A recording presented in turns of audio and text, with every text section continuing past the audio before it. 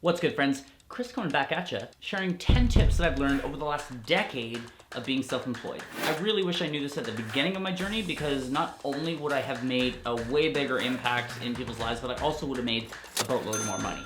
The last one is probably gonna surprise you. Albeit counterintuitive, it's a good one, so stick around. And yeah, let's get through the list.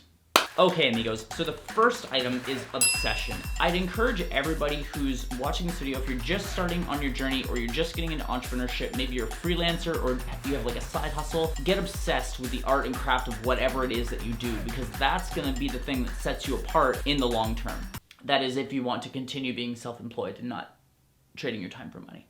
The second thing is that nobody cares what you're doing. In fact, I would encourage everybody here who is watching this video to immediately go and promote yourself right now, because no one is paying attention until you make them pay attention. At the very beginning of my journey, I was worried that people were gonna think I was promoting myself too much and would think that I was braggadocious or that I was like this outrageous dude who's always just self-promoting himself. No one is watching you, dude. People have lives, people have jobs, people have kids. Nobody's watching every single move that you make. And for the ones that are, they're either creepy stalkers or super fans, and so that comes with the territory. The third thing, and I wish I learned this way sooner in my journey, is that you gotta solve rich people problems. Funny story, wealthy people have more money. The difference between building a website for somebody who sells $20 widgets, no offense for all of you people making $20 widgets, the difference between making a website for someone selling $20 widgets and somebody building houses is that one of them is worth $20 and the other is worth $2 million. One of those people has more money to pay for your service if you're a web designer, like I was. Regrettably, you're probably not nearly as good as you think you are, myself included, and I encourage you to start solving bigger problems for people, problems that are worth way more. Which leads me perfectly into my fourth suggestion, which is to charge more money. I think there's a big conversation to be had about mindset and self-worth, but at the end of the day, you're gonna need to charge what you're worth, and that usually is a bit more than what you probably think it is. In fact, when I'm working with people, I usually charge between $500 and $1,000 per hour just to consult, because that's how much my expertise is worth. I've been doing this for more than 20 years, and I know a lot about this world, so without, patting myself on the back too hard, charge what you're worth. With great reward comes great responsibility, which is the fifth segment, and that is taxes. I encourage all of you to seek out professional counsel on this matter. You should figure out how taxes work for your business and optimize your business for taxes, because whether you like it or not, you'll probably have to pay them. Not a CPA, not an accountant. Go hire someone who is smart about taxes. The sixth thing is that reputation matters. Do the right thing.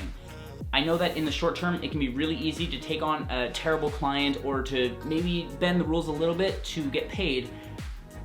It's not worth it. Don't do that. Trust me. Your reputation matters. Do not work with people who suck. Don't do it. The seventh idea is that you gotta go hard. And I actually learned this idea from a book called The 10X Rule, link in the description. This book taught me that any goal that you want to achieve, regardless of how big it is, will require probably 10 times as much effort as you think it will to achieve it in a timely fashion. Love him or hate him, Grant Cardone is the guru of 10X, and he ultimately says that it needs to not only be action that you take and that you gotta go hard in big in terms of your action, but you've also gotta treat it as if it were a moral obligation to succeed. Whether it be for yourself, for your kids, for your family, for the people you serve, it is your responsibility to go hard. If you're gonna try, you might as well go all in. The eighth item is to try your best, and this is kind of a rehash of what I just said, but I think a lot of people get paralyzed before they even start because perfectionism is not very nice, and everybody wants to do it just right. But the likelihood that you're gonna fail at the beginning and that you're gonna suck doing the thing that you wanna do is probably pretty high. So rather than get stuck and caught up on all the little imperfections in your first iterations, your first versions, just start the thing, suck a little bit, improve it, get 1% better, and eventually you'll be talented enough that you can look back and say, wow, my best day back then is still worse than my worst day today. I know that made sense, so yeah, do your very best. Don't worry about perfectionism, forget it, punch fear in the face, just go. The 9th item is to give more. Lots more. And in fact, if you're watching this video and you're providing a service, I'm gonna encourage you to create a thing that you can give to people for free every single time you do business.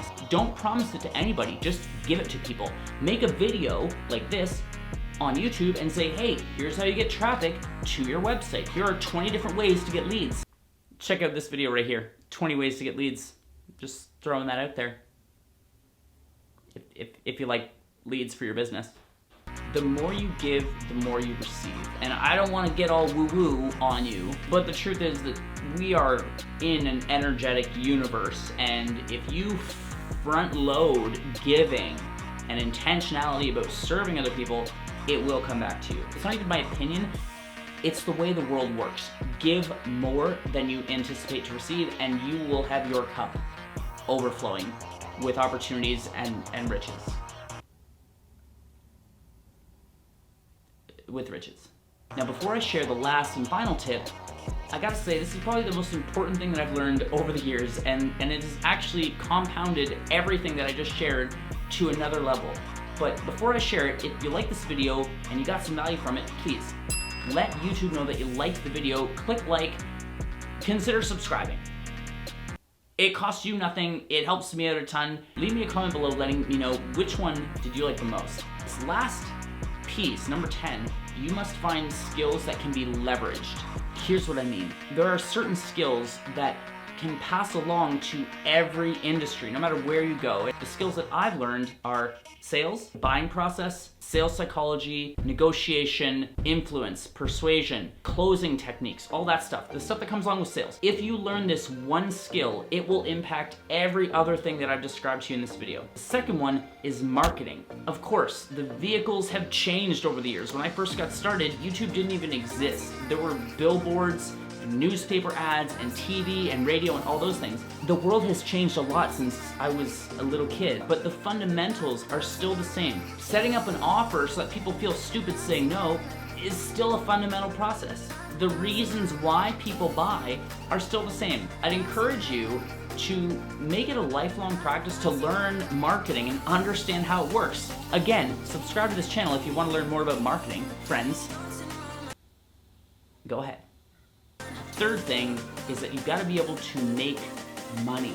Okay, I say that tongue-in-cheek because we just talked about sales and marketing, and aren't those making money? What I mean by this is that you want to decrease the amount of time it takes you to bounce back from a setback. How fast can you go from zero to making $1,000? The shorter you can make that window, the better off you will be in every endeavor that you pursue here moving forward. All right, that was a lot of information in a very short window of time, but I've compiled the list of 10 items below this video. It's a free download. You can just simply click on that and get it for free. It also includes some action steps so that you can take these ideas and turn them into habits. I hope you got value from this video. Leave me a comment below letting me know which one you like the most, and I'll see you in the next video.